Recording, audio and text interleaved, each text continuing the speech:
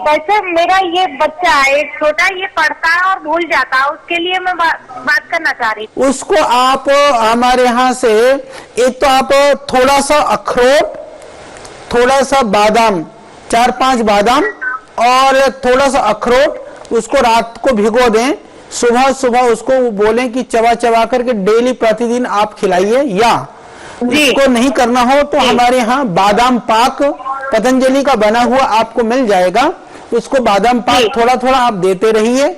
और औषधि के रूप में आप मेधावटी, 8 वर्ष का बच्चा है तो मेधावटी जी बहन, 1 गोली सुबह 1 गोली शाम को आप दे दीजिए, उससे उसका जो कंसंट्रेशन है वो बढ़ जाएगा। किसके साथ? दूध के साथ दे दो बहन 1-1 गोली। अच्छा। और बादाम रोगन भी आप उसको थोड़ा सा दूध में डाल करके दे सकती हैं, 3-3 2-2 बूंद बादाम रोगन लेकर के उसको भी दूध में डाल करके दे दीजिए।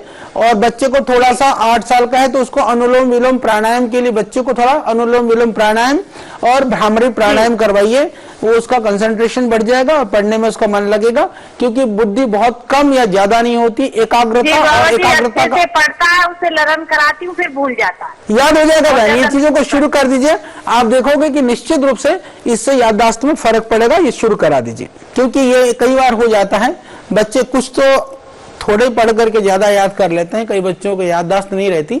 उस स्थिति में भी बच्चों को हम डांटे नहीं, हतोत्साहित ना करें, क्योंकि कई बच्चों की कई तरह की प्रवृत्तियां होती हैं। हर बच्चे को हम एक ही प्रवृत्ति से उनको लालन पालन नहीं कर सकते हैं। उनको प्यार से समझाइए, उनकी एकाग्रता के लिए बोले बेटा आपको आराम से बैठना, आराम से करना है। उनकी जो जिज्ञासा है उनको शांत करते हो उनको प्रवृत्त कराइएगा तो निश्चित रूप से फिर वो एकाग्रता, क्योंकि बच्चे कई बार घबरा करके भी, जैसे आप उसको डांटते हैं, आप उसको किसी तरह से धमकाते हैं तो बच्चा और भी भयभीत होने लगता है, डरने लगता है। कई बच्चे जो थोड़े भावुक होते हैं, डरपोक टाइप के होते हैं, वो तो और भी एक तरह से और धीरे धीरे पढ़ाई से वो दूर भागने लगते हैं। इसीलिए उनको प्यार से पूछकार से उनको धीरे धीरे समझा करके आप ले आए।